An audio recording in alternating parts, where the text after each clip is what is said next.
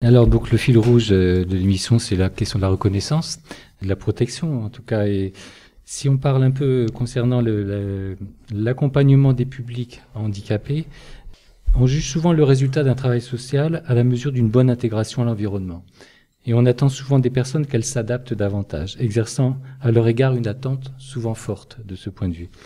Est-ce que le travail social ne devrait pas prioriser son action en termes d'apport, justement, de protection et de reconnaissance? Voilà, est-ce qu'on peut penser que le travail social a accentué son travail? Oui, c'est la raison pour laquelle je crois qu'il faut à la fois travailler sur les droits sociaux, comme le soulignait Robert Castel, en inventer même de nouveaux, défendre les droits sociaux existants et l'accès à ces droits, et en même temps faire tout un travail permettant aux individus justement de se sentir reconnus, d'avoir une certaine valeur aux yeux des autres et de la société. Et ça, je pense que le travail social a aussi cette mission de reconnaître des valeurs des individus pour ce qu'ils sont et ce qu'ils ont en termes de potentialité face à l'avenir. Et je crois que ça, c'est effectivement la ligne directrice du travail social.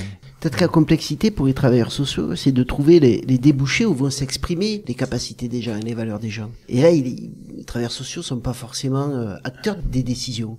Oui, mais les travailleurs sociaux, ils sont insérés dans des espaces publics, et donc ils n'ont pas seulement, me semble-t-il, à travailler auprès des personnes qui souffrent. Ils ont aussi à travailler sur des contextes et sur des environnements. Et c'est aussi ça la tâche du travailleur social. Alors c'est parfois une tâche immense, mais c'est aussi de permettre à ce que des espaces, et notamment des espaces publics, soient ouverts.